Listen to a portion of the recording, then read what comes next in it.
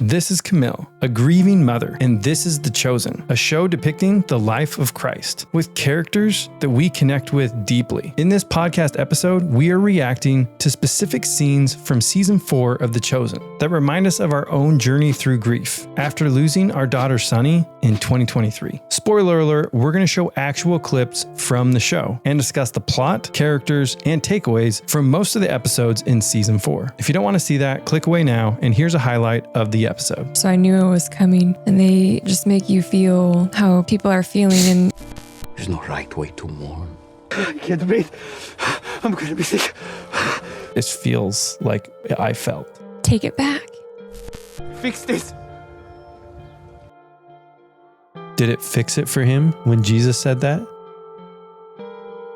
And it's a very hard pill to swallow. Is it too much? This is the Lost Child podcast, where we delve into the topic of losing a child. Before we get started, we've noticed that only 20% of you are subscribed. One small way that you can show your support is by hitting that subscribe button. Our goal is to get this metric to 50%. As we gain subscribers, we can attract some of the most influential thought leaders in this space, which will help us all. It doesn't cost anything, so just hit that subscribe button. Now, let's jump into the podcast. We need to build some context for everyone to make sure that we understand the characters that we're going to be discussing and talking about in this episode. The Chosen is a depiction of the life of Christ and the possible storylines of all the people and characters that surround Jesus. This guy plays Jesus. Also relevant for the clips that we are showcasing, this is Thomas and this is Rama. There's been a love story developing between these two throughout the entire series, which gets really serious when they let everyone know We're getting married. If you want full context and to understand who everyone is, you should just check out the show. Now, on to the reactions. We have to build a little bit of context here. And even in The Chosen, they build a little bit of context of loss. And one of the ways that they do that in the beginning of the episodes is they bring in John the Baptist and they show him when he is killed. Mm-hmm. And this is the clip that I want to show about that. So let's play clip 3.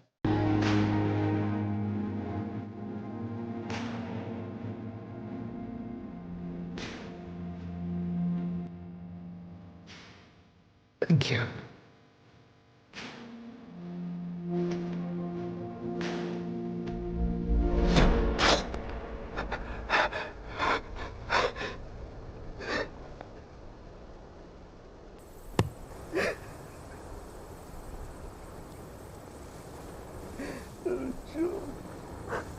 So it's showing John getting killed and then immediately transitions to Christ weeping for the fact that John is being killed. What are some of your thoughts right there? Well, I think kind of just back to when we had first watched that episode, it felt very relatable because Jesus Christ was sad, even though he knew what would happen and he knew that he was going to see his cousin John again. Yeah. He was still very upset. He was visibly upset. And so it's okay that we can get upset about our loved ones passing on. Or being sad about it. Mm-hmm. The other thing I think, just within our life, it seems like people have been like, well, if you know the truth, then it should be okay. Everything should be okay. And you should be happy and not sad or anything. And it's like, well, and the caveat, I realize this is just a play of what they think maybe could have gone on, right? And I think that it is very good. So I'm not taking it as, oh my gosh, it's amazing scripture. So don't take that out of context. I don't even know if I'm going to put that in there. One thing that I love, though, is that even though Christ knew what the plan was, he knew what was going to be there. Like you said, he knew he was going to see John again. He was still really sad. Yeah. And I think that there's this belief culturally or whatever that because you know the gospel or because you have faith in Christ, it should just be okay. And to me, it was a comforting thing to know that, like, well, he of all people knew, and he was also sad and also struggled with it. And this will come back in some later clips that we're going to show too. So this next clip is a clip of the following day, and it's of Andrew and Jesus that are together. And they just touch on a couple things that I really want to showcase. So let's just get into the clip and let's watch the clip.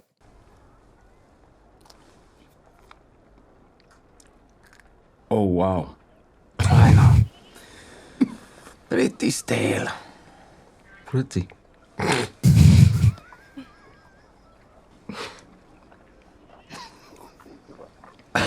Oh. Tastes like Elisha's bones.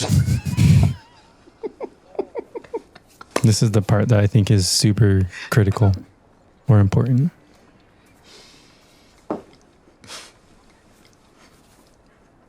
Can we be laughing? Why not? You know, some of the moments in which we laugh the hardest come around the time of a funeral. Our hearts are so tender. All our emotions right at the surface. Laughter and tears, closer than ever. And believe me, I sat many a shiver with John when we were kids, and he could not hold a sullen mood for 7 straight days. Never happened.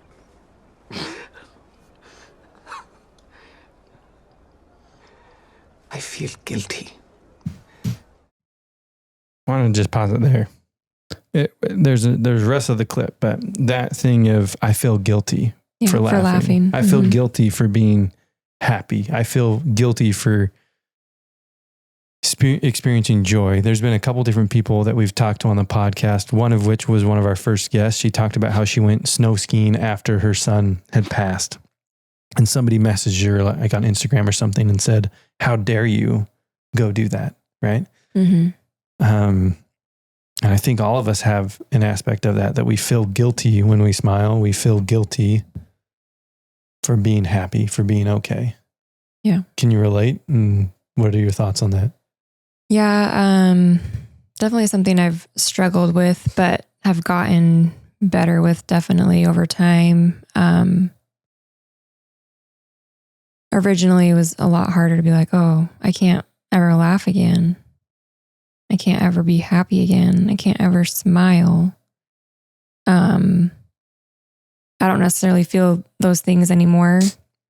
And I don't think Sunni would want me to just be miserable my whole life. Yeah. Or the rest of my life here on this earth. And I really like how Christ is just so relatable, and he is laughing, and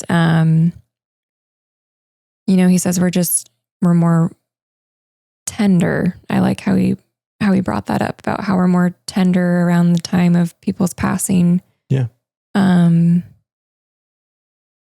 But yeah, I don't know. Did you feel guilty? Do you still feel guilty?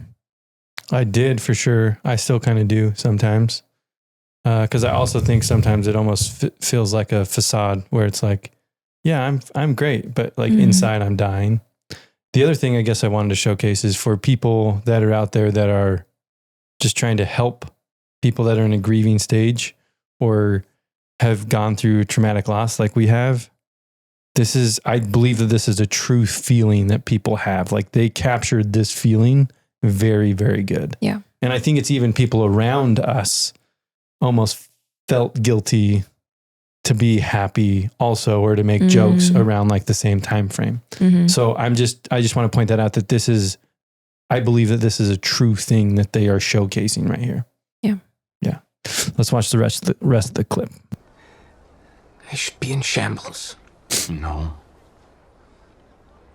No, Andrew, there is no should in grief. There's no right way to mourn. You've already experienced much grief when John was arrested. Falling to pieces again would not honor John's memory any more than feeling nothing at all.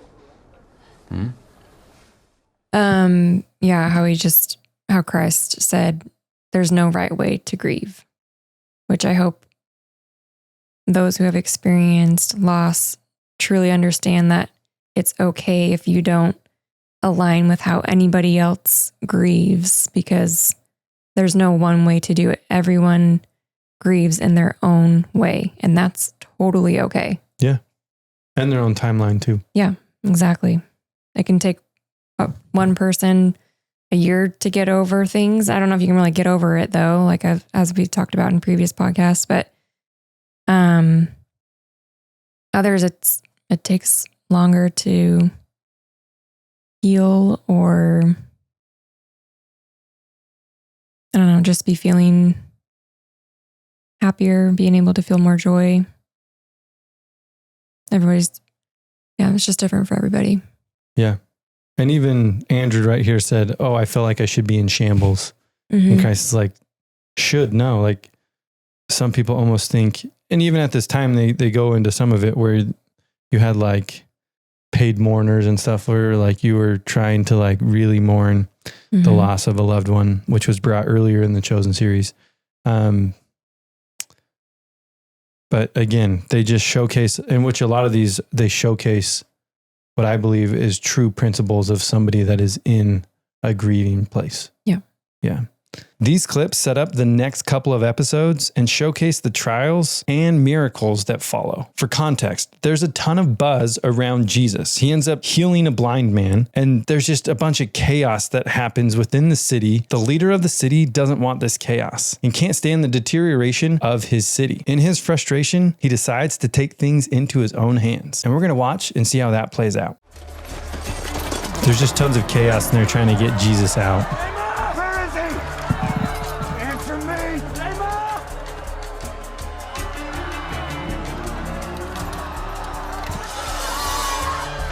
Jesus! Where is he?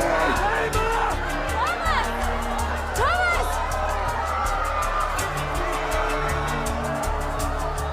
Come on, let's find the others. Stay back!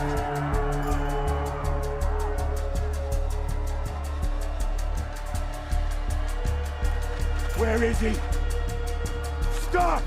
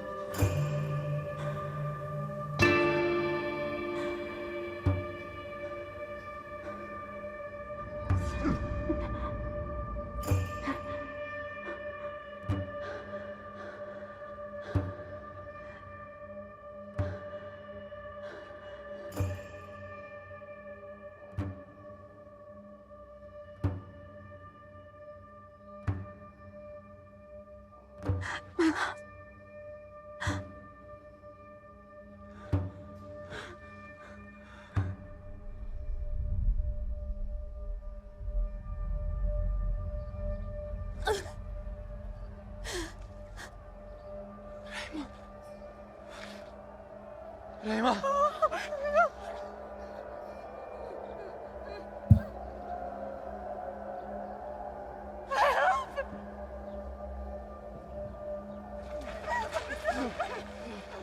One thing I wanted to say, at least relating to like our story, and we've heard it from other people. I think Scott was one of our guests, and he talked about how it was so not real, but so intensely real at the same time. That was like his quote that he said. Yeah. That even with the audio there, they almost break it into where like when that happens, everything else kind of just gets quiet, and it's so focused on like the one thing.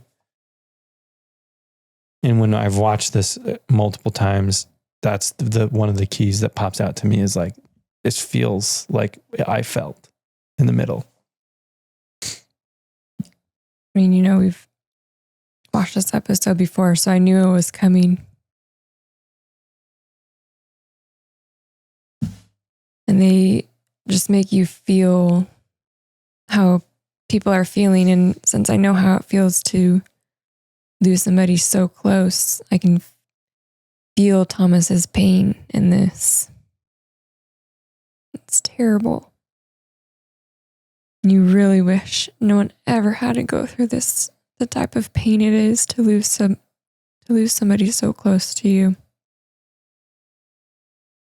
It's really hard. And it feels terrible.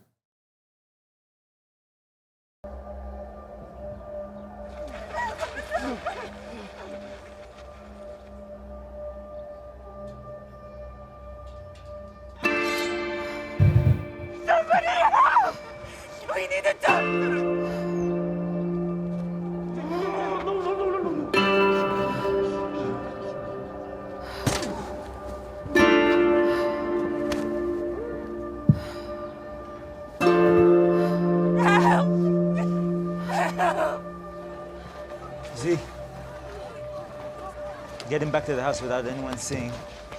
I will wait for the others.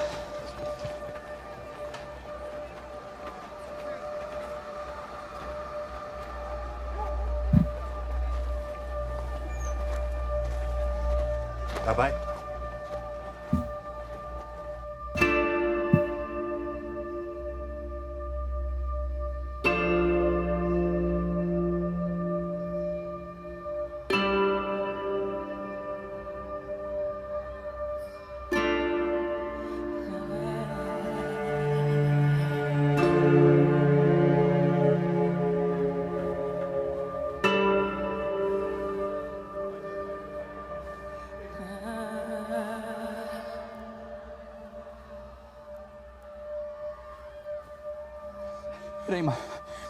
Rema, hold on.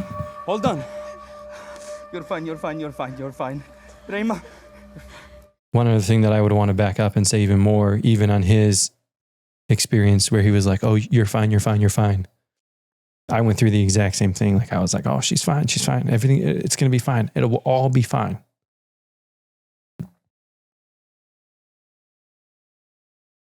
And all the same stuff that like he went through of talking to her.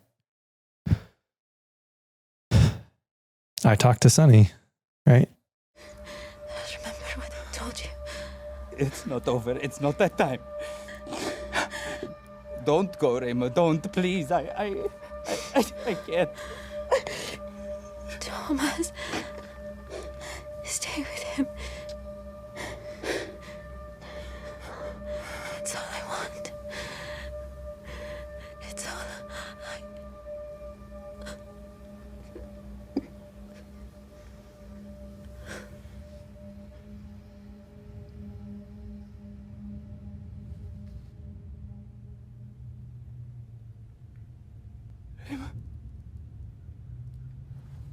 Rema.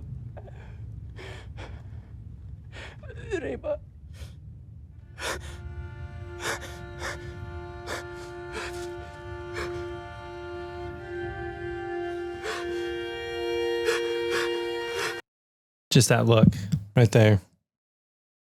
I want to talk about that look for a little bit.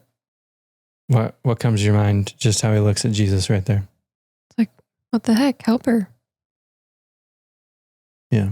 What are you doing just standing there? It's such a relatable thing of like, please help me. And even like the same stuff, right? Which I just acting wise, yeah, like Rema's head went back and all the things like that. That all happened to me while I was holding her in my arms.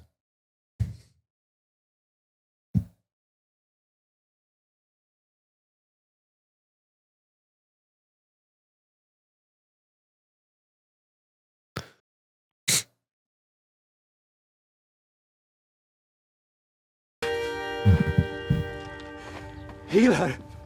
Fix this. Thomas. You're here now, Rabbi. Please. This is a mistake. Thomas. I'm so sorry.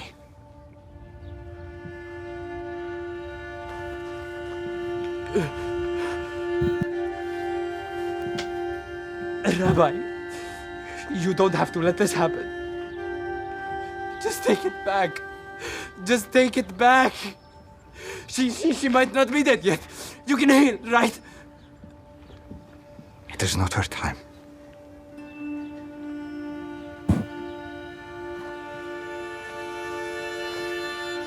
I love you, Thomas. He loves you.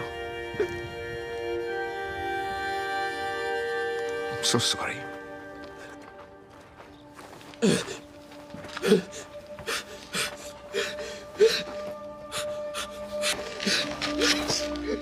I think I definitely felt like Thomas there, and I still even do now, of him saying, take it back. Take it back. Just erase this day and let's start it over again. I've felt that so many times, and I still feel that way. I still do. Even in the middle of it, right? Where he's just like, you can heal, you can do it. One interesting thing to point out for everybody else, right? If you're helping somebody that's gone through something like this, in this case, Jesus was telling him, this is what needed to happen. Did it fix it for him when Jesus said that? So if Jesus said that to this person and it didn't fix it, you coming to me saying, it was her time, that's not all of a sudden going to make it better for me. Yeah. Right? Even though logically you can think like, but that's what it is. And even looking at it this way, this is what was supposed to happen. That didn't take away any of the pain that Thomas was feeling, right? In that moment. He didn't all of a sudden perk up and be like, oh, you're right, Jesus. Yes. No, he was utterly devastated because he has seen the miracles that Christ has performed and chose not to in this case. And instead said, I love you. He loves you, referring to his Father.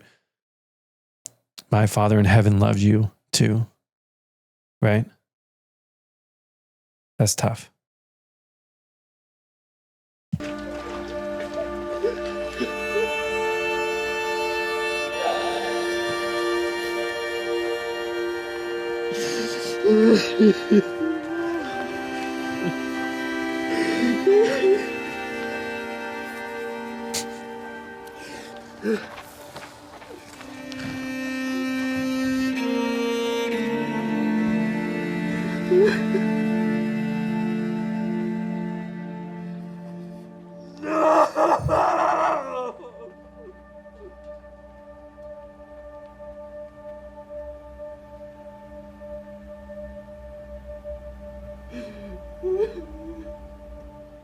Just so much frustration in a moment like that.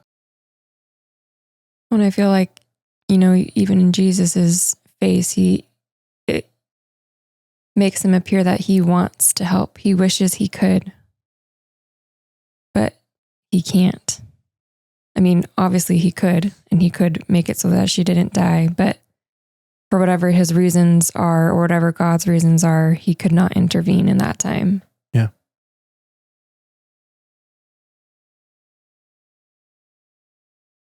And just from a relatability standpoint of him like screaming out, "Oh Rama," or just in frustration, there was definitely, in the midst of all the chaos that we had similar things that were going on.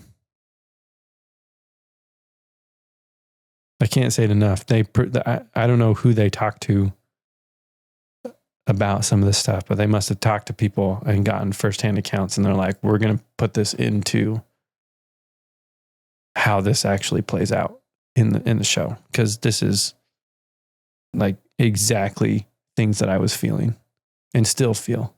Yeah. They did a great job. They needed to return Rama's body back to her father, or to the city of her father.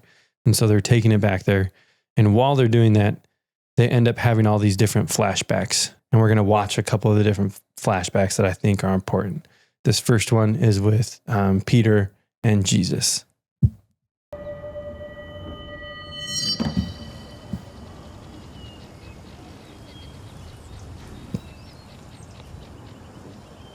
And again, just stop it when you see anything you want to talk about.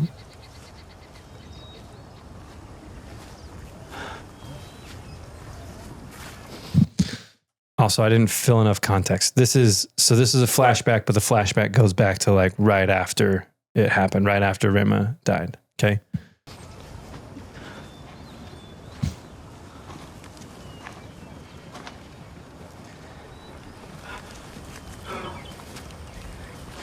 I want to do something. I want to help him. You know that's not how grief works. Peter shows a character that so many people around us feel, or anyone that knows somebody that is going through a tragic situation. I think that that's how they feel is, I want to help. How can I help? I want to help. I need to help. I'm obligated. I just want to help out of love, out of compassion, everything. I want to help. What can I do? And everyone wants to do something. And there's not a whole lot you can do. There's not a whole lot really you can say. I'm failing. Failing at what? This is not a test. Being,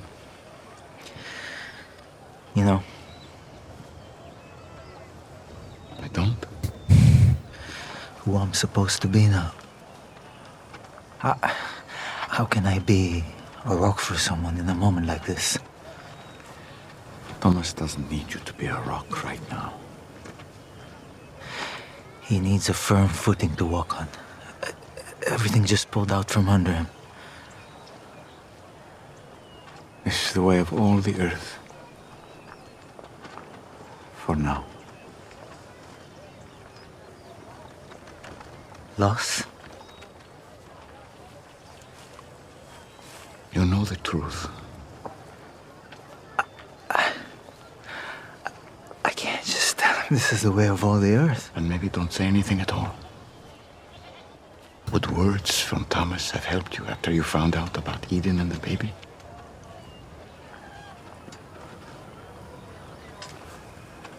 You have experienced loss. So some context for anyone that's not watching. He's referring to Peter's wife, Eden, had a miscarriage and saying, hey, you knew the truth.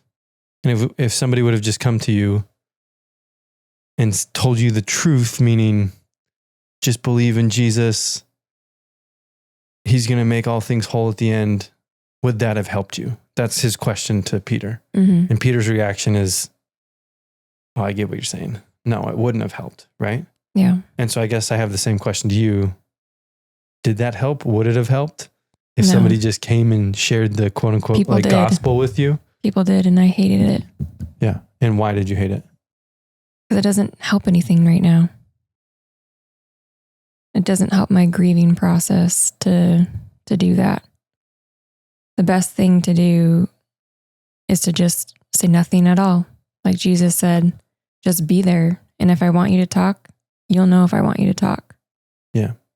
I think from a couple of the podcasts, one that comes to mind, Ernestina, she talked about her best friend that just was next to her. Didn't Mhm. say a whole lot, but was just there. Mhm. Right? Yeah. Yeah. So I'm going to back it up just a little bit so we get that clip, that what he just said. So he's like, hey, would that have helped? And then we'll start from here. You have experienced loss. That makes you more able to go and simply be there with him, rather than being the rock.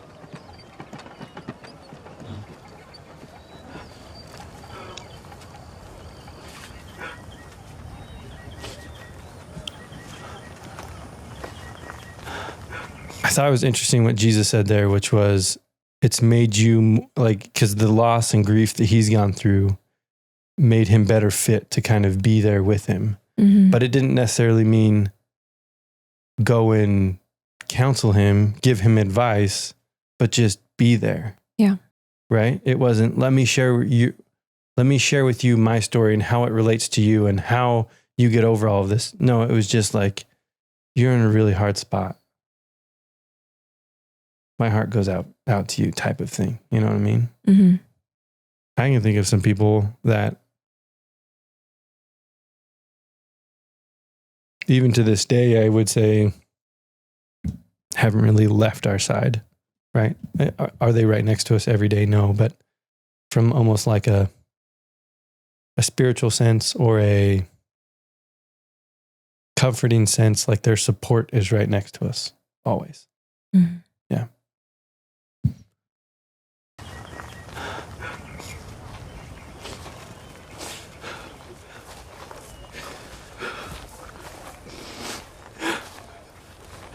What's happened? I don't even know what's happened. I'm so sorry. She's gone. She's gone. She's gone. I know. Just breathe. I can't breathe. I'm gonna be sick. Lie back. What can I do?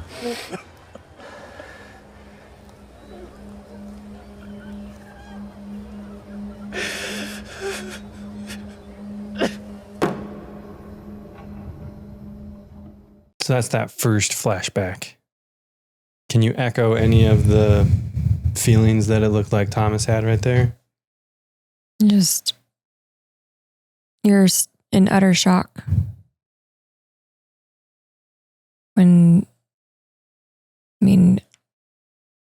I still feel like I'm in somewhat of a shock state of, this is really my life. Yeah. I don't have my daughter with me anymore. Yeah. Even though we're like a year and a half out now, like it's very surreal still to me. It's a total disbelief. Again, like the video wise, I'm going to say this over and over on all these clips, but it was like spot on with how I felt in our situation. Mm-hmm. Following the accident, there's still times I think I walk around like that, whether it's in my head or actually physically do it. And I'm like, oh my gosh, I don't know what to do. I don't know what to do. This is where we're at. Yeah. And I just want to point out again the key that Peter went over and he was just next to him. Even the first things he did, he didn't say, hey, I also had a child that was miscarried and this or that or whatever. He was there. Mm-hmm. Breathe. Hey, here. I'll lay you down. I'll let you hold on to my arm and just hold me. It's not about you're the one trying to comfort somebody in a loss. It's not about you. It's not about your story or anything. You're just there for that person. You need to be there for that person who just experienced the loss. Don't chime in about any of what you're feeling necessarily or your background and stories. That doesn't help them. Just be there to listen. Mm-hmm. Yeah. And really listen. Yeah. Yeah. Another flashback is with James and John, and Peter's in there also. And James had a really close relationship with Thomas because they were asked to go on a mission together, at least portrayed in The Chosen. So has a really close relationship with Thomas, and that comes into play here in this clip. Someone should be with Thomas. No, he needs to be alone right now. How can you be sure? Believe me. What I'm about to say, I can only say in front of you two. Just that first clip where it was like, he needs to be alone right now. Can you relate to that? Yeah, I felt like I needed to be alone a lot of the time. I didn't want to be around people. Yeah. Yeah, it took a while to really want to be around people again for me. And we were around people a lot before any of this happened. It was always kind of, let's see who we could be around and do things and play games and have people over for dinner and go to the lake and stuff like that. Mm-hmm. And I think that's something that we were kind of separated on. You definitely wanted to be alone. I honestly wanted to be around people. Mm-hmm. Yeah. So it's interesting that it got portrayed in here. So then this next thing, they're going to go on and talk about a specific miracle that happened in the previous seasons and episodes of The Chosen, where Jesus raised a little girl from the dead. So this is kind of going to go a little in a bit of a different direction, but let's see. What I'm about to say, I can only say in front of you two. It's been rattling around in my head all day. Careful, James. Why didn't Jesus do the thing he did with Jairus' I daughter? was thinking the exact same thing. A single word from him and we would not be here. Boys, we vowed to never speak of what we saw in that house. To anyone else. We know what we saw. I understand where you're coming from, and I wrestle with exactly the same question about Eden. Why he didn't intervene. I resented his miracles for others. It seems like a reasonable response to me. Just remember the words of Isaiah. For my thoughts are not your thoughts, neither are my ways your ways, declares the Lord. For as the heavens are higher than the earth, so are my ways higher than your ways, and my thoughts than your thoughts. That doesn't make this any easier. Jesus had a reason for allowing what happened to Eden that I didn't understand at the time. I may never fully in this lifetime. There's a lot to unpack in just that short clip, but Mm-hmm. we can start with kind of that end, because that's where everyone's at. And that was the last thing everyone saw was God's ways are not our ways. His thoughts are higher than our thoughts, right? But then he's like, well, how does it even matter right now? This doesn't help in this particular situation. Yeah. And then Peter then says, I don't even know if I'll know in this lifetime why God did this or even did the thing when he lost his baby with Eden. Mm-hmm. What are your thoughts? Yeah, just feel the same. I don't really know. Don't know why for a lot of things.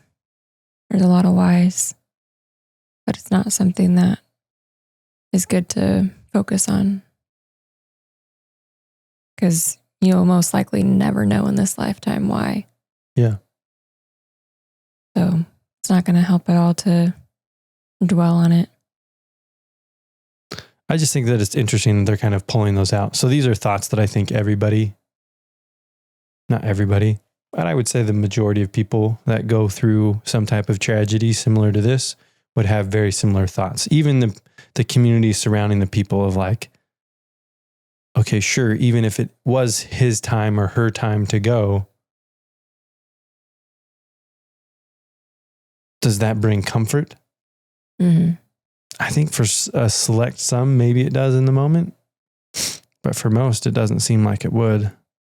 And even it seems like it's something that Peter himself is continuing to like grapple with in his head, right? Yeah. Another thing he talked about is that he had animosity towards other people's miracles, right? Yeah. Definitely feel that. I would just put that kind of, I'm in that boat. I've gone back and forth in that boat. But even other people that have posted stuff of like, oh my gosh, this wreck happened and this person survived and it's amazing.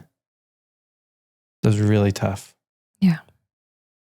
It's hard not to envy other people's lives or other people's miracles. And they hit on like, there was like 5 things they hit on there that were all in line with how I feel and how I think and how I believe that somebody that's grieving feels and thinks. So I think these are all natural, normal things that people feel given the circumstances. It's not all, you know, butterflies and rainbows, as they say. That, oh, but I believe in the gospel, so everything's going to be hunky-dory. No. I want to replay that again because it's so important. I'm going to go back just a little bit to say what Peter says here, right? He says, I may never know, but then the following line is super crucial and I'll stop it again. That doesn't make this any easier. Jesus had a reason for allowing what happened to Eden that I didn't understand at the time. I may never fully in this lifetime. But I do know it made me desperate for him. Yeah, our hardships, the bitter cups, the super sucky parts of life make us crawl out to God for his help. Make us desperate for him. Mm-hmm. I think it's one of 2 ways though, because it can either make you super desperate for him, or you just turn away completely from God. Yeah. Or you're desperate for him. And if he doesn't come or doesn't answer a prayer, doesn't whatever, right? A relatability standpoint would be like you feel abandoned. And if you feel abandoned, then you definitely want to abandon God. Yeah. So then they're going to continue on to talk about the little girl that was healed. So Jairus' house, he does not know for certain that Jesus even can bring someone back from death. But he believes that Jesus can do anything, and why shouldn't he? Yeah. And was Jairus' daughter more important than Raymond? Than your unborn child? Enough! We told Jesus we'd keep it a secret, and now more than ever, it's clear why Thomas must never find out. What if Jesus does it again? but for someone else. It would destroy Thomas. Let's just take this one day at a time, all right? Also, we are his students, not his equals. I never said we were his I mean, if we don't know the answer to something, we can let Jesus speak for himself. You'll write it down, Matthew will write it down, and time will reveal the wisdom hidden in these mysteries. But I trust in the God that walks on water. So what are your thoughts on the last little bit there? You had the two brothers that were saying, was this girl more important than Rama or more important than your baby? Kind of what we were talking about before of the why. Mm-hmm. Then he says, I believe in the God that walks on water. Yeah, just goes back to we don't really understand why people die at certain ages, at certain times, and we most likely never will during this lifetime. I think it leaves on a very upbeat note, though, to where it's like, despite all of that, I'm still going to choose to believe in the God that I've seen, of the miracles that he's performed, and I'm going to follow him. And he's our leader. He's our master. He's our teacher. Yeah. And I'm going to follow that. Right? Mm-hmm. Yeah. So this exact flashback continues, but Peter's then out of it, and it's just James and John. And so we're going to play the rest of that out. I think is kind of important. I admit, I was jealous of your friendship with Thomas. But none of that matters now. What matters is that he is in pain. And he needs you. Me? Even if you don't know what to say. You, just being there, would mean more to him than any of the rest of us.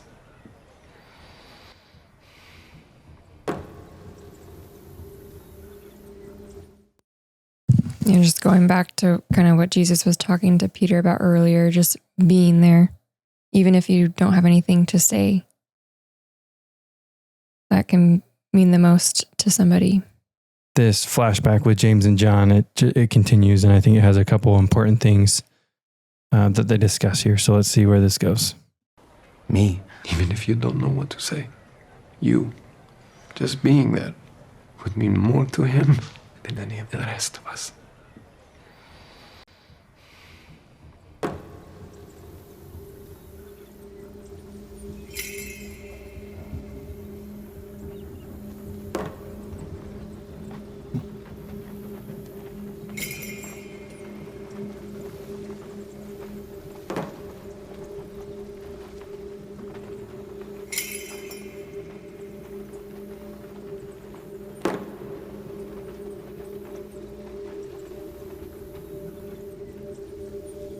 They talk about right there in that clip is that he just needs to be there. And in this, it was just like a super simple act of coming up, walking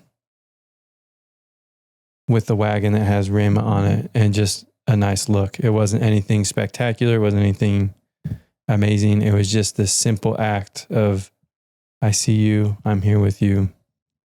I thought that was kind of special. So in this next clip, Jesus and some of his followers are sitting down to eat, but there's a super important conversation that happens with Peter and Thomas. So they kind of hone in on that. Let's see how this plays out.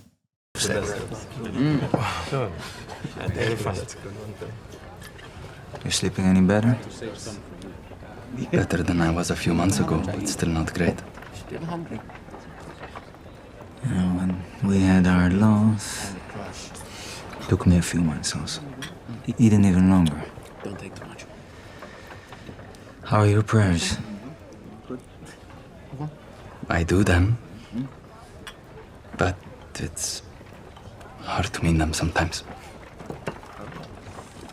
I think it's important to point out that it had been months before, months after Rama had passed. And then Peter felt okay enough to be like, okay, this is that's also how it was for me. It took me months too. When he had his loss in his life. So it's not like he was bringing up his experience immediately after Thomas had his experience. He waited because it does take time for us to be able to be okay to hear something like that. What do you think about the questions? Do you think those are okay questions to ask? Like, how are you sleeping? How are your prayers? What if I were to ask you that? Like, would it be okay if I ask you that? Even though, like, hey, how are you sleeping? Which we sleep in the same bed, so I think I should know. We ask each other how we sleep like every night. That's true. We do. Well, no, we ask in the morning, right? Yeah. How we slept that night. Yeah. But, I don't know. What would you feel if I asked you those same questions? How are your prayers going? How are you sleeping? I don't know if I'd really like that. You wouldn't really like that? No, it's too personal. What about a really close friend? If a really close friend asked that, it would be the same thing. I'm a really close friend, but I'm also opposite sex and I'm your husband. I don't know. I guess it's too hypothetical for me and it's hard to know how I would actually react to that. Yeah. And I don't remember if anybody actually ever asked me stuff like that. It's fine. I could even see people like asking similar questions, but in my mind, I'm like, you're not the person I would talk with about this. Mm-hmm. So I think for some people, for me, the big key is work on a relationship before you work on words to say, right? Yeah. Like the relationship would have to be there with somebody for them to be like, hey, how are your prayers going? You know what I mean? That's not like just somebody I've seen 7 times or whatever, right? Asking that. Yeah. I also think that it's an important internal question of how are you sleeping and how's your prayers going? I can relate to what Thomas says right here. If we back it up just a little bit about the prayers, he goes into a little bit. So let's see what that is. Hey, we'll jump back to the podcast in just a second. If you love what we're doing here and want to support us, we started a Patreon account. It's a platform where you can sign up for a monthly subscription to help support our podcast, to help share these stories with the world. In the video description, you can find a link to our Patreon account. So please help support the podcast and help support us by visiting the link in that video description. We thank you. Now, back to the podcast. Let's see what that is. How are your prayers? I do them, but it's hard to mean them sometimes. Even with that, I ebb and flow a lot on my prayers. Even just like him, there's times it's hard for me to actually mean my prayers or have the faith that God's actually going to answer my prayers. Yeah. I think that goes too with like reading scriptures every day. Like, yeah, you're just going through the motions because you know you should be doing your prayers and you should be reading scriptures to try to strengthen your relationship with God, but it doesn't even seem like it's really there sometimes, your relationship with Him. Yeah, it's a tough and interesting place to be, and it's hard to explain it. I think they capture it very well here, though, to show that's like, yeah, I'm still praying, but it's hard to mean it. Mm-hmm. Yeah. When I remember God, I moan. When I meditate, my spirit faints. You hold my eyelids open.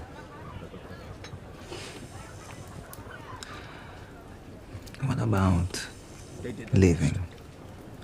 Even, just for a short time. Getting away. I just can't. It's too painful to be here. And yet, there's no place I'd rather be. I think the line works really well there, which is like, it's too painful to leave, but there's no place I'd rather be. For like our situation, I'd almost change that line to be like, it's too painful to be away, but it's also too painful to be here. Yeah. Right? Yeah.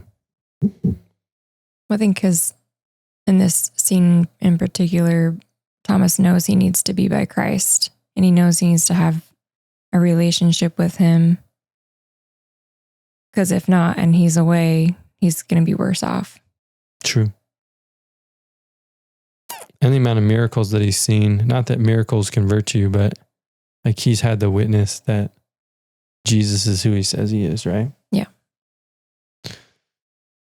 I also think it's interesting here because Peter was kind of quoting scripture to him a little bit, but then in the middle of it, or at least at the end, he was kind of like, maybe I shouldn't be quoting him scripture, almost like he was trying to give advice. Mm-hmm.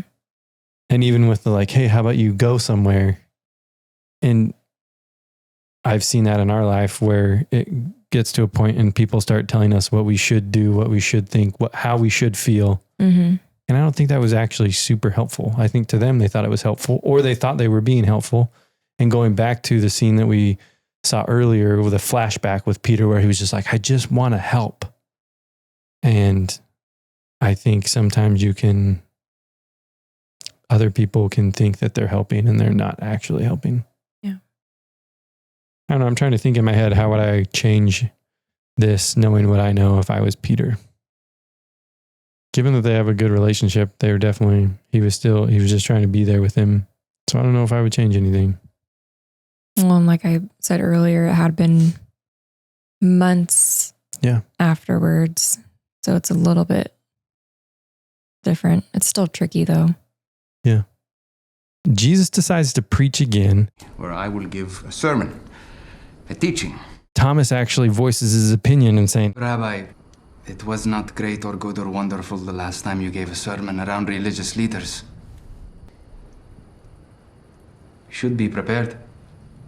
And chaos ensues. I and the Father are one. In the midst of all this chaos, some news comes to Jesus that will prove to be very significant. His friend Lazarus has died. Lazarus has died. And Jesus confuses almost everybody by claiming that our friend has fallen asleep, but I will go and awaken him. Wait, he's just asleep? Rabbi, what are you talking about? What did the note say? If he's asleep, then he'll recover. There's no need to put you at risk. Asleep. Like that little girl. And even just playing it back, that's what Peter, James, and John, they all said that would be just devastating to Thomas if something like this ever happened again. Here's how Thomas reacts to that information. You're about to be given firmer grounds for which to believe. Rabbi, you just said he was asleep. Are you feeling all right? What does his death have to do with our belief? Come with me, and you will see.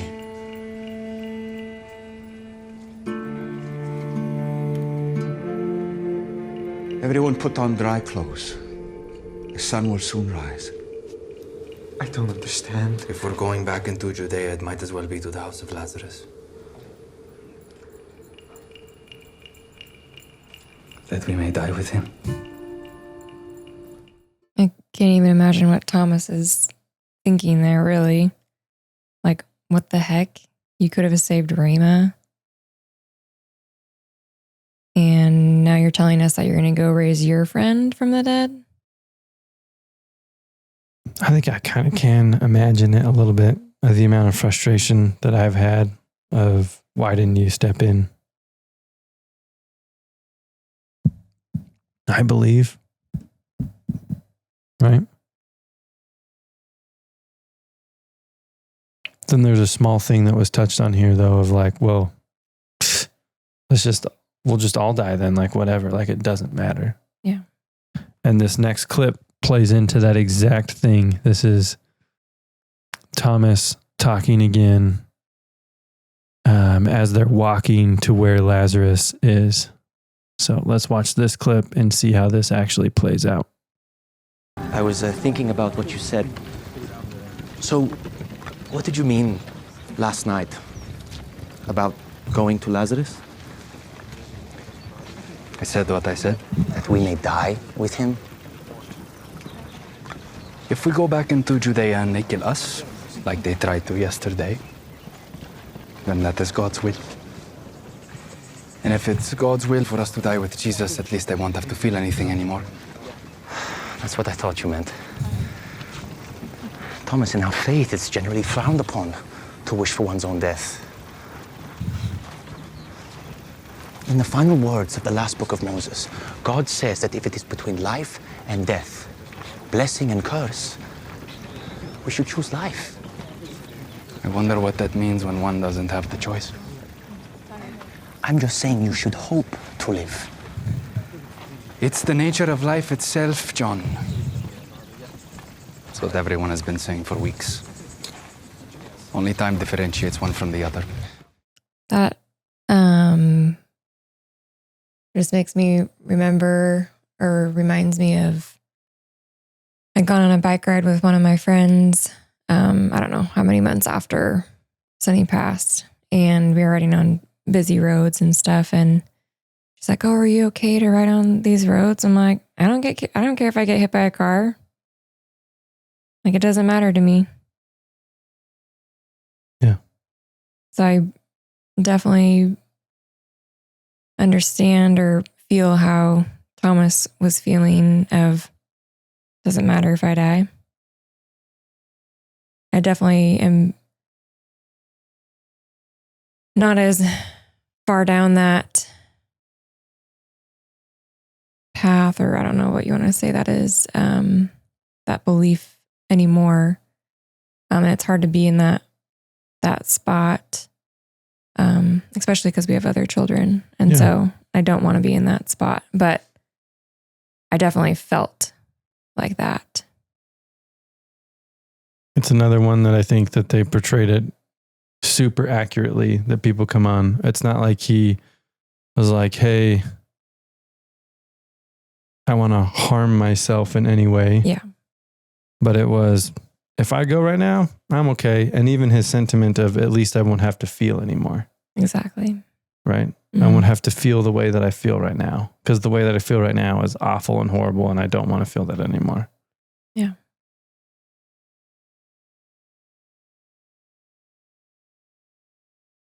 I can't say it enough. I'm just in awe of how they've been able to bring all of these things that I believe are normal feelings that many people feel in a tragedy into this.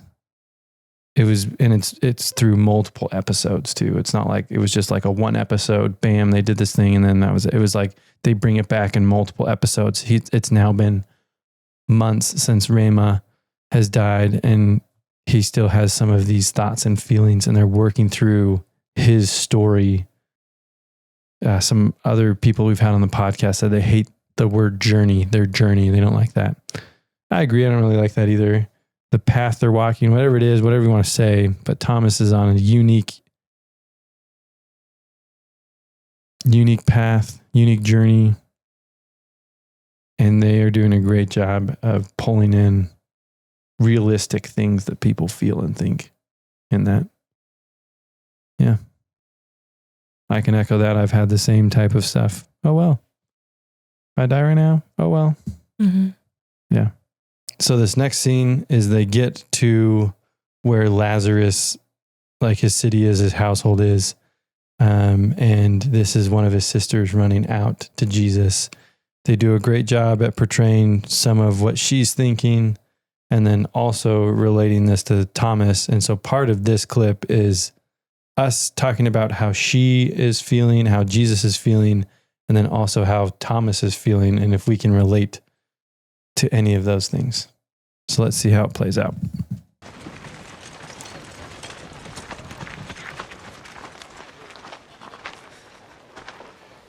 Lord, if you had been here, my brother would not have died. Martha. I'm trying not to be angry. You didn't come sooner, Lord. I'm just... I'd say for me, even on the line there of like, I'm trying not to be angry, I would say I'm in the same place that she has, and I've fluctuated a decent amount in my anger towards God. And even she's saying, I'm trying not to be angry at you. Mm-hmm. I'm trying not to be angry at the situation, but I am angry, right? And I think it's okay to be angry. It's okay to be angry at God. Yeah. He understands. I'm just Confused. And devastated. I understand. So he told her she was about ready to say some stuff, and he says, "You're confused and devastated." Yeah. Definitely. I felt confused and devastated. Still probably confused and devastated. Even this far out. Yeah. And it's been a month and a half, or sorry, a year and a half, over a year and a half now. Getting close to 2 years. Yeah. Well, and they did a little shot at Thomas after he said those words too. Yeah. So it just shows that Thomas is still confused and devastated after Rama's death months prior. Yeah. And honestly, this will play into the next clip, exactly what you're talking about, because they continue to show Thomas and some of this stuff. So let's see this next clip. But even now I know. Whatever you ask from God, God will give you. My child. Right? Whatever it is to give us hope or relief. I would say I kind of have mixed feelings about that, similar to that of God, just give us some hope. Or this whole story could have been a very hopeful story, but it's not. And so, like, just her attitude of, okay, like, sure, this is an awful thing, but whatever you're going to give me next, it's got to be something great. Please make it great. And I wish I could have some glorious story about how great it is. And I still haven't seen a whole lot of greatness per se in our life. More trials and struggles than anything. I think some people within the comments would be like, it's all perspective and you should look at this. And I don't know. It's been rough and waiting for relief. And it doesn't seem like sometimes it's coming. Yeah. Yeah. So let's keep going with this clip. I know you can. Your brother will rise again. I know he will rise again with all of us in the resurrection at the end of the age. That's a long time to wait. That's not the resurrection I'm talking about. I feel her there. Oh. Having to... Because she doesn't understand that Lazarus is going to rise again soon, but for us, that's not the case. Sunni's not going to rise 4 days after she passed. Yeah. Or even a year and a half now after she's passed. We have to wait however long till we get to see her again. And that's a really long time, like she says. Yeah. And it's a very hard pill to swallow. Mm-hmm. Yeah. I am the life that overcomes death. I don't understand. I am the resurrection and the life. Whoever believes in me, even if he dies, will live. And whoever lives and believes in me shall never die. Do you believe this? I believe you are the Christ, the Son of God who is coming into the world. So even what I do not understand, I believe. I like how Lazarus' sister said, even though I don't understand fully, I still know that you're Christ. Yeah. So even though I don't understand everything, like all of your ways or all your words. Yeah, or all your words, I still know that you're the Christ at the end of the day. And that's, I think, the most important thing. Yeah. Now that I'm here, physical death does not interrupt our eternal life. I believe you're the Christ.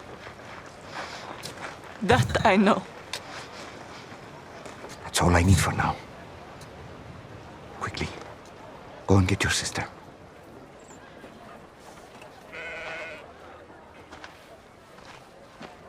It's important right here. The reason why I said that this is important is this next clip picks up right here. And this is Thomas's reaction to what he just heard. He looks angry. I think angry and confused at the same time. Oh, yeah. You know what I mean? Well, frustrated. So it just starts right here. Let's play it.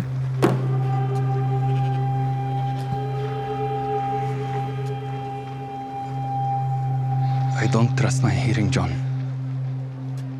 And I'm too afraid to confirm what I thought I just heard. No. I'm okay. For now. At the end, he said, I'm okay for now. Yeah. Because he thinks, like, okay, did he just really say that he was going to raise Lazarus from the dead? But until he actually sees it, he's okay. He's okay until he sees that happen. Plus, for him, there'd be a confusing section of, if you believe in me, you're not going to die. Mm-hmm. So then I think a question that he would have in his mind is, well, did Rama not believe in Christ? Yeah. And why did she die if those that believe in you aren't going to die? Like the whole teaching would have been very confusing to him. Mm-hmm. And in his state where he's at, from like a emotional, spiritual, and mental state, it would be really hard to hear some of that stuff. Yeah. I think it goes along with some of the other stuff, which was just resenting other people's miracles. And frankly, this is where this whole thing's going to go for the rest of the time, is us reacting to Thomas's reactions to Jesus raising Lazarus. Okay.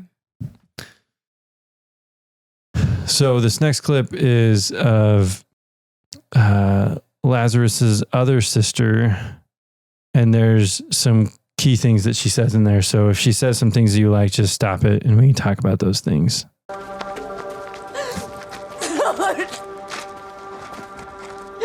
if you were here, my brother would not have died.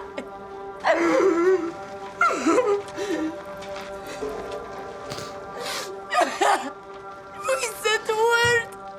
Why didn't you come?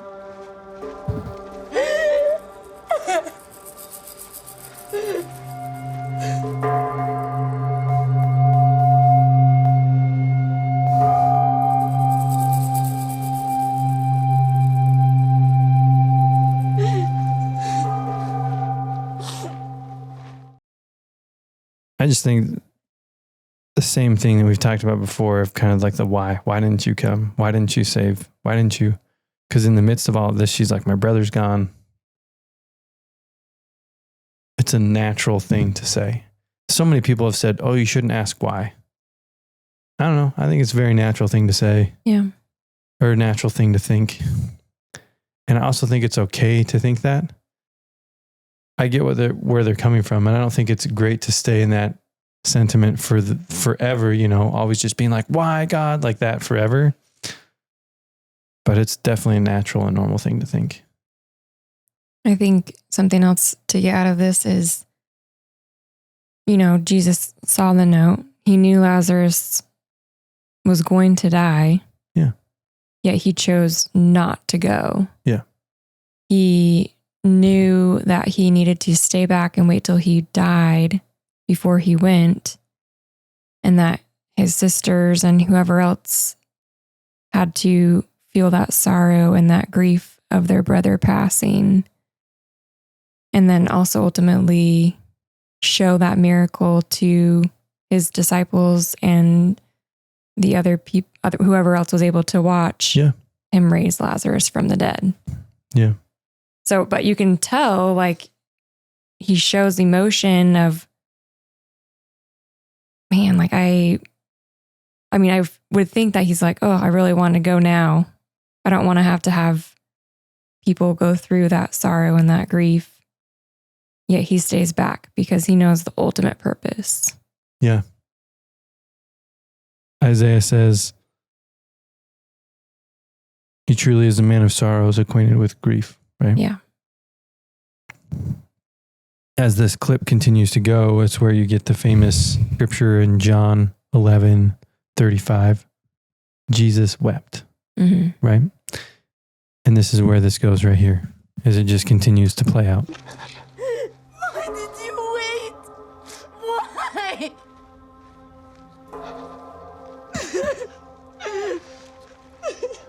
I will show you why.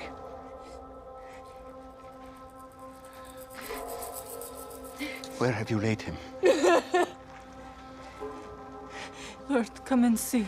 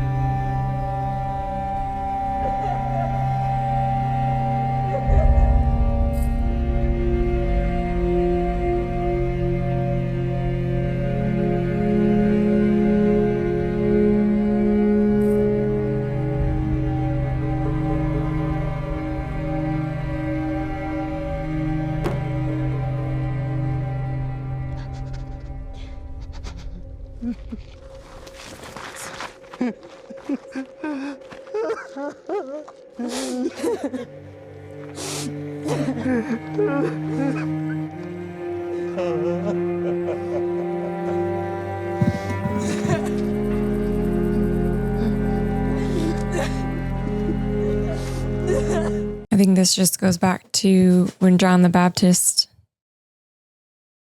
died. He was sad. And Lazarus is his friend. He's still sad. And he's, I'm sure, very sad for those people his sisters that were affected and other people that had to feel that pain, because he knows that pain. He understands that pain. And just like we've said before, like, we don't want anyone else to have to experience that pain. I'm sure he feels the same way of, I don't want to have you feel that pain of loss, because it's awful. It's terrible. I think there's also some level of, I could have prevented all of this, but I knew that I couldn't or shouldn't or didn't. And he feels that too. Not only does he feel the pain for the loss of his friend and for other people grieving, but he had the chance to prevent all of it. And so he is like, oh my gosh, I've caused so much anguish in all of these people. I still think this was part of the plan, right? But I don't know, just that 2-word scripture, it's interesting. And the way that they portray it is this like observation of everybody and oh my gosh, and he kind of breaks down. Yeah.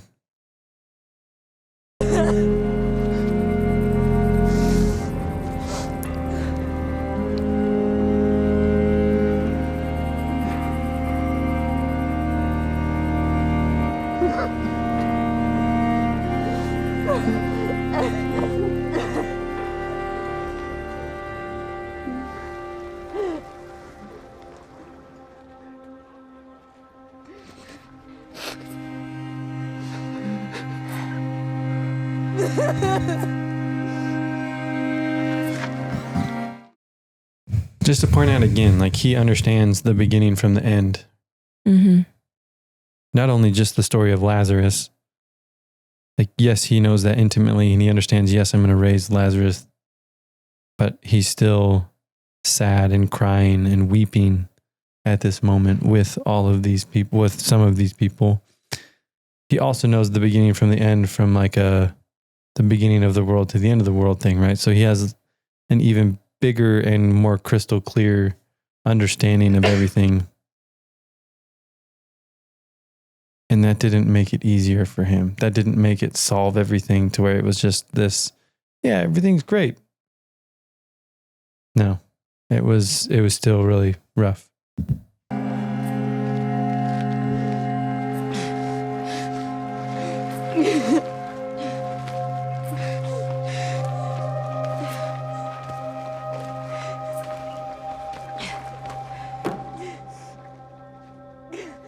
Back to Thomas. I've never seen him like that. What did he mean? I'll show you why. Who's that intended for? Said Lazarus wouldn't die from a sickness. What is happening? What did he mean?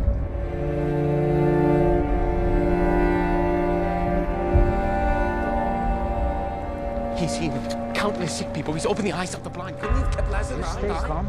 He's Okay. weeping. And what are you going to do about it, huh? Is he mad at us? Both of you, stop asking questions. We'll just watch. Okay?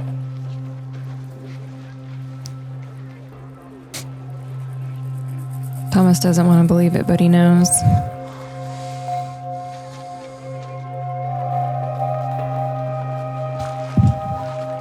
I also think in some sense this portrays a great scene of just Thomas being there and like stuff going by and that feeling of my whole world just stopped and everyone's just kept going. Mm-hmm. Right. And we've talked to many people where it seems like their world stops spinning and then they look up and everyone else's world is just like continually being busy. I think Scott's talked about it. Ernestina's talked about it. Ernie talked about it a little bit. Even Craig talked about it. There's so many guests that we've had on the talked about that sense of my world just stopped and everyone just keeps going. And I think that portrays it great. Let's see how the end of this clip goes. Come on, brother.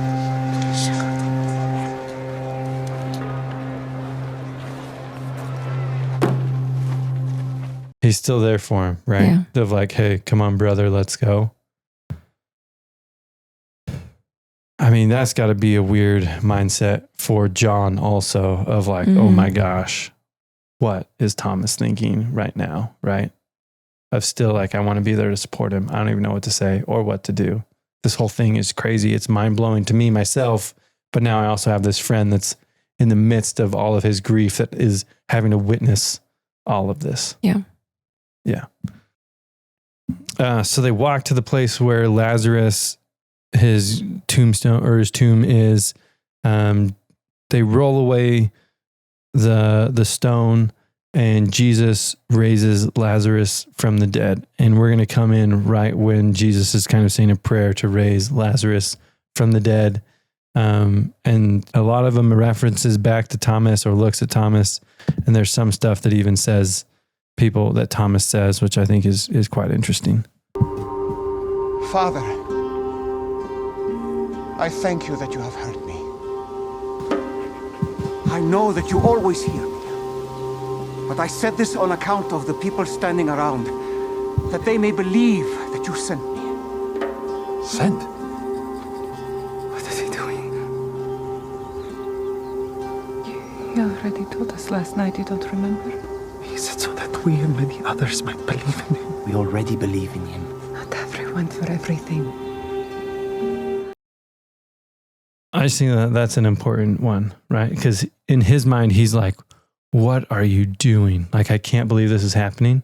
And his question is very simple, at least on the outside to everybody else. Like, what are you doing? And everyone else is kind of confused with your question. Like, what do you mean? What are you doing? He already explained this.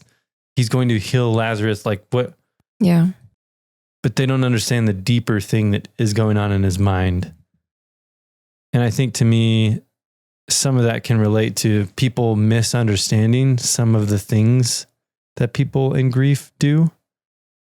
And it's really confusing. To them, they were all confused as to why he would say, what are you doing?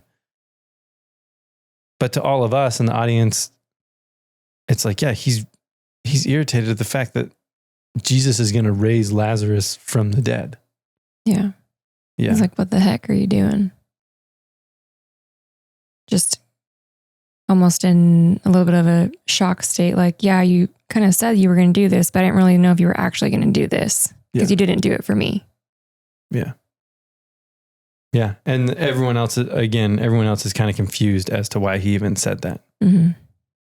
And I can see that on just any of the things that we have done, and people are confused as to why you did that. And they don't really understand the deeper meaning to his question here. So let's see how this continues to go. Lazarus! Come out!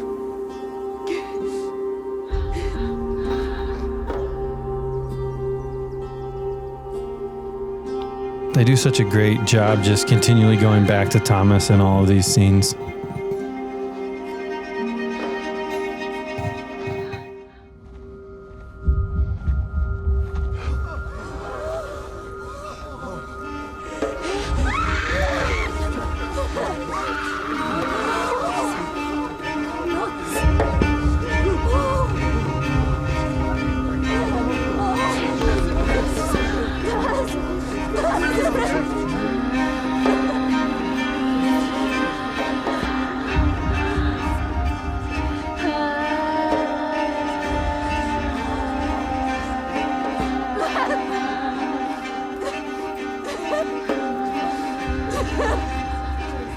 Unbind him. Get him out of those wrappings.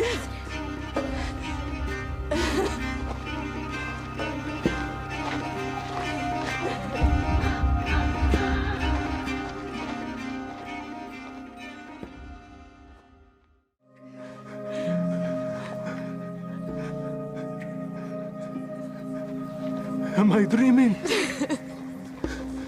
This is no dream. You just woke up. I was asleep.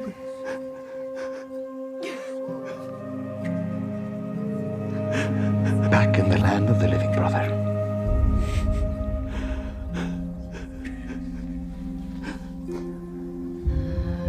Just more shots of Thomas.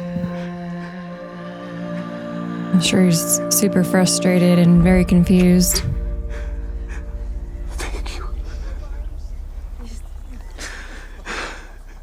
I'm sorry it had to be this way.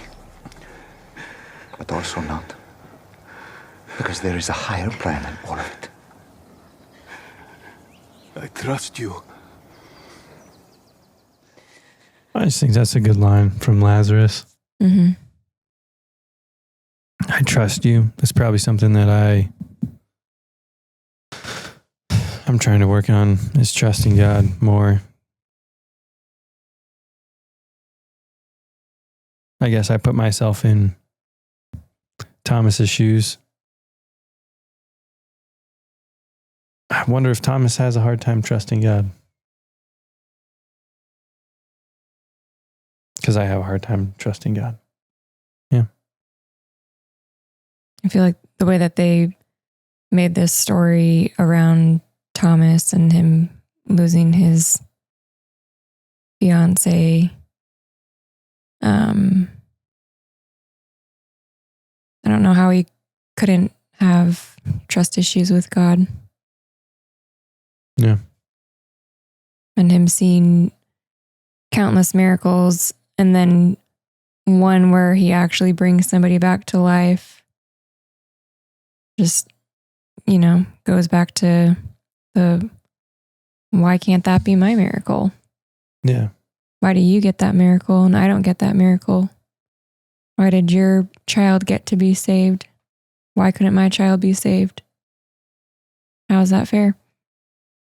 And even here, right, Jesus says that there's a higher plan.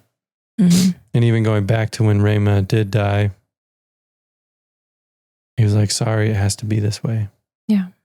Yeah. So there's a higher plan. So this is a continuation of that clip. We're just going to see how Thomas reacts and if he can even hold it together. Thomas, it's all right. You'll be all right. It's all right. Yeah. You're all right. Just get you some water. Get some water. Have some water. Yeah.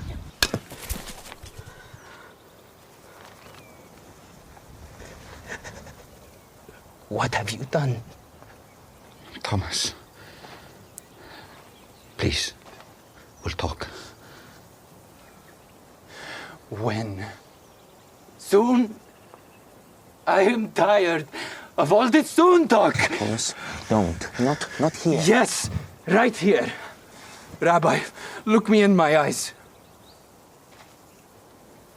I always will. That's not an answer. Why him and not Rema? Why not your own cousin John? This is it's sick.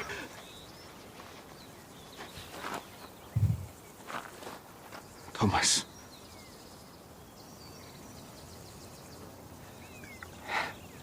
I don't expect you to understand now. I don't. What the Father allows. What I allow. In order to bring about my Father's will. And the faith and growth of His church. It can be crushing for you. And yes, even for me. It's too much. It's too much. I don't understand. Is it too much?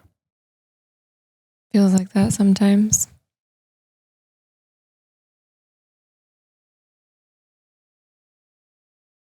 I also thought, when he was like, when are we going to talk? Soon?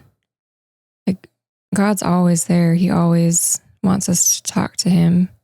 And sometimes we kind of just need to hash it out. We need to be vocal in our prayers, and locked away in our bedroom or closet and vocally talk to him. Like, say our words out loud. There's something about saying a prayer out loud by yourself.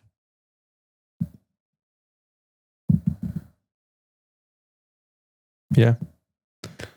Also, soon has been brought up in the whole series often of it's this kind of like, it's going to come eventually, but we don't really have a timetable. So he was kind of throwing that back at Jesus. Mm-hmm. Like, I want answers now. Don't tell me it's going to be sometime in the future. Yeah. Right. Also, Jesus kind of gave him a non-answer. He's like, I don't expect you to understand basically why I'm not going to tell you now are happening for the greater good of whatever my Father has in store. Yeah. That's got to be tough to hear from him. It's tough for me to hear. Mm-hmm. It's tough for me to think. Going on along the lines of having kind of a hashing it out with God. I went back to the exact spot that the accident happened by myself. I kind of hashed it out with God. I don't know if it really helped though. So let's see how it plays out from here. I know. And that hurts my heart. But please stay with me, Thomas. And you'll understand in time.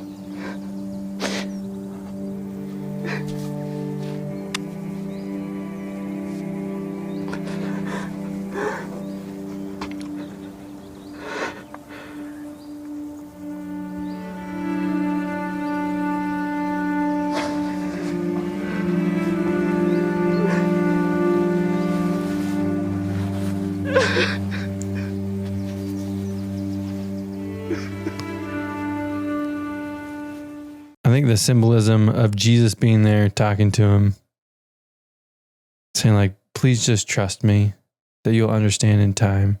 Kind of brings back the soon thing that we were talking about though, just in different lingo. However, but the symbolism I want to talk about is Jesus being there to comfort him and then looking up at John and having John come and comfort him, meaning that Christ can comfort us. And then other times Christ like almost touches other people to come and be with us. Mm-hmm. he uses others to do his work. Yeah. I just think the whole thing again it's just portrayed amazingly of, Christ whispering in someone's ear to come to your door to give you something, whatever that is, right? And that's, in this case, John hugging Thomas and trying to comfort him in that time of like, this is... and I think they could have honestly portrayed this in a completely different way where he heals Lazarus and Thomas is almost like joyous, like, oh, this is amazing. And I think maybe people might have those experiences, but I'm definitely more in line with like the way that Thomas is feeling. I agree. Oh my gosh, you just did this, but not me. Mm-hmm. It's a hard pill to swallow, a tough pill to swallow. Yeah, Thomas is feeling all the feelings right now. And it's just like he's having to, it's almost like the feelings just come up. I mean, obviously this is a super hard situation for him, but to just relive feelings of so much sorrow because he's like, ugh, Rama could have been raised from the dead. Oh yeah. Jesus could have done this. But it's just reliving sorrow like over and over again for him, seeing what Jesus is doing and what Jesus is saying to other people. That's really rough.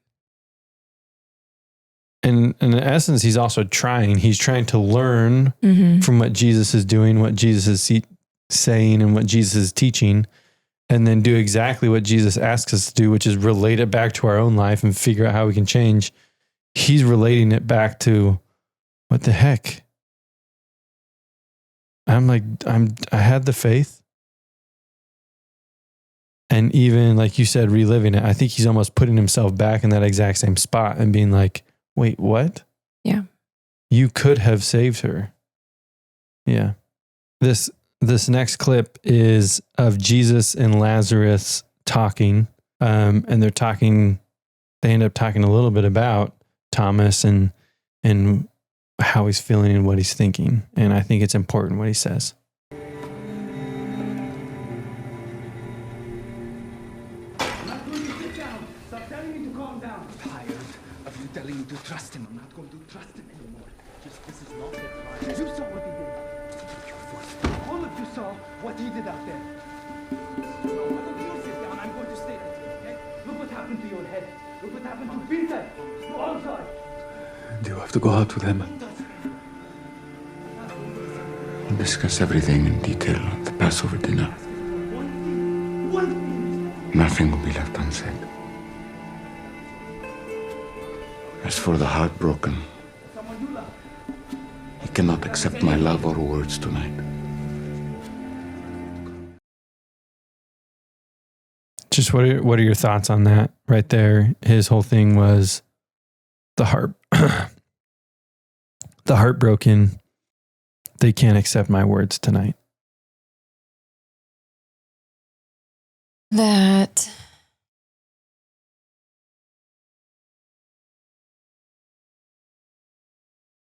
when you're so far into your sorrows and your grief,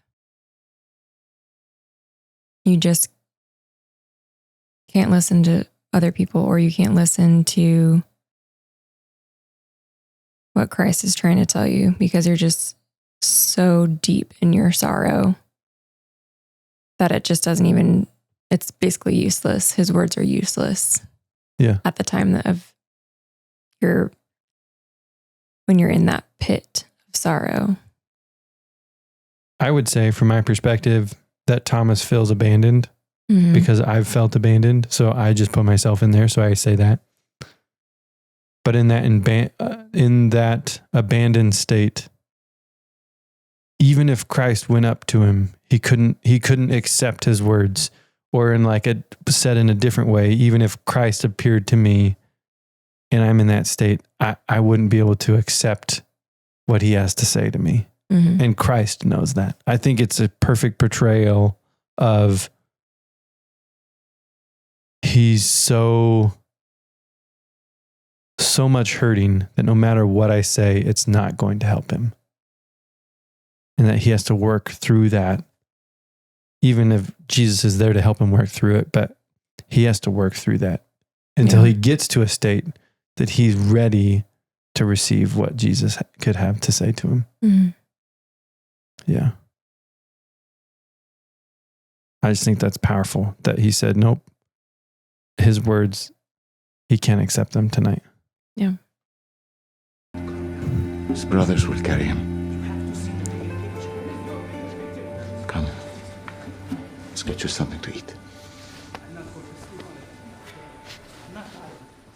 So kind of going back to, I might not be able to directly help him the way that the way that I would want to, but if I use others, I can use others to help him that he would feel more comfortable opening up to, or letting him help him.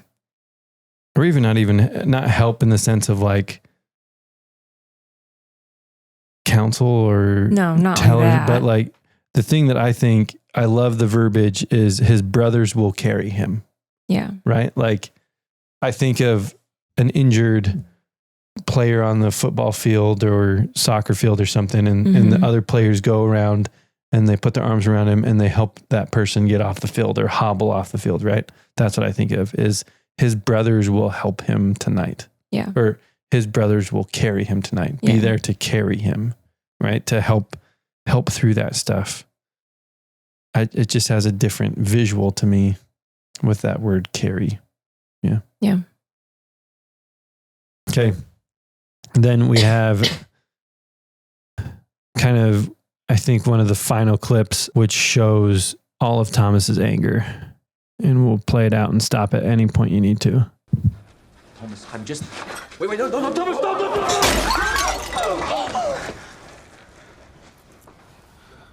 We'll have to replace that. Yeah, Matthew? Why? Because when Lazarus loses something, he deserves to have it restored. And when other people lose things, Because it's the polite thing to do. The polite thing to do is not break the jar in the first place. I am done with polite. I am done with all of it. You don't mean that. Then tell me what I mean, Andrew. I think that kind of goes back, what's going on right here goes back to what you were saying before, is like other people don't understand how you're processing grief. Yeah. And that's fine. They just have to be, hopefully they can be okay with how you are processing your grief. And ultimately it doesn't matter if they're not okay with how you're processing your grief, because it's I don't really want to say it's your grief, but like it's your whole experience when you're losing a loved one. It's how you are going to react to it is going to be completely different than somebody else. And somebody else could think that you should react a certain way, but you don't have to react the way that they think you should react. You react the way that you need to react, the way that you feel like you need to react. And it doesn't have to be a playbook. And this is kind of Thomas right here, like, who cares if I threw a vase and it broke? And like a couple of the other disciples were like, oh my gosh, like, why would you do that in the first place? Ultimately, it doesn't really matter. Yeah. It's a hard balance because some people are like, do whatever you need to do. And then it totally changed my mind when Ernestina came on and was like, grief is super selfish. Yeah. Because I could point out and say that Thomas is being really selfish right now. I agree, he is being really selfish. However, I also agree that I feel what he's feeling, which is like, oh my gosh, none of this matters. I'm so mad at this. I just want to take a hammer and throw it through a wall right now. Mm-hmm. Right? And we're allowed to feel feelings. how we react to those feelings is one thing. True.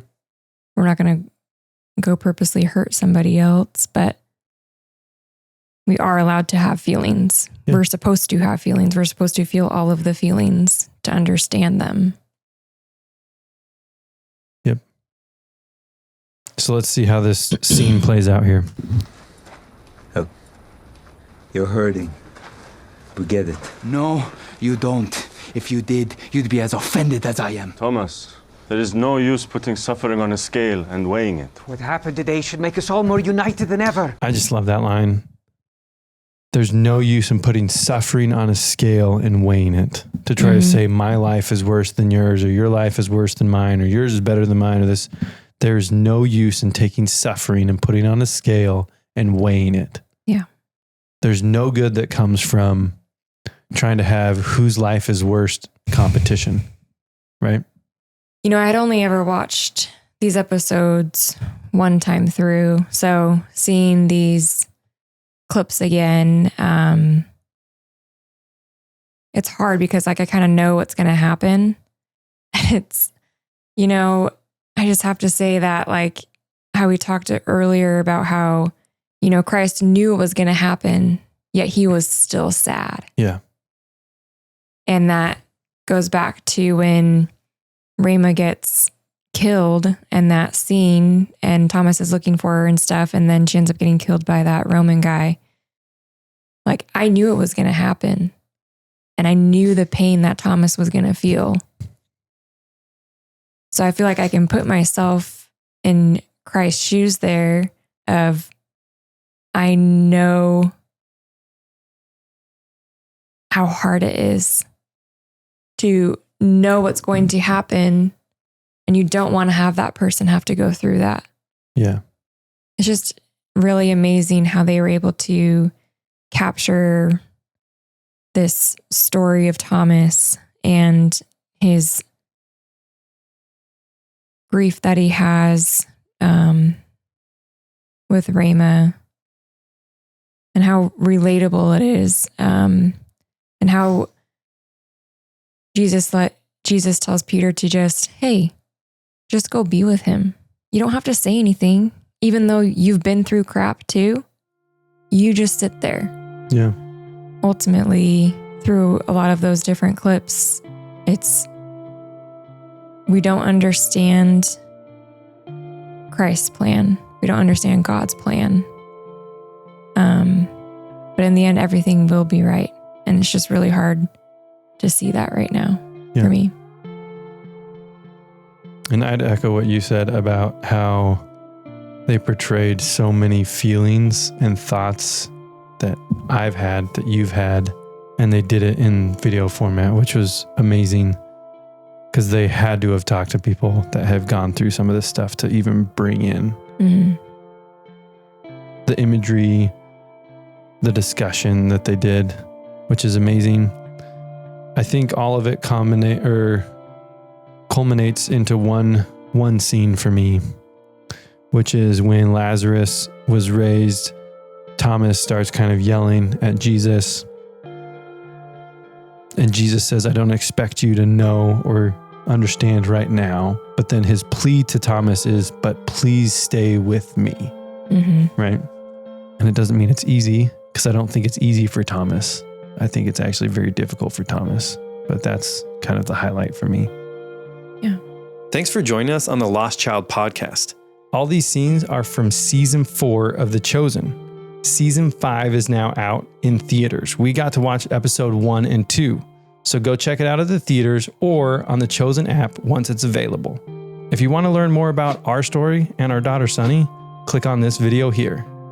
YouTube also thinks you might like this video. Remember, subscribe, shine bright, and we'll see you in the next episode.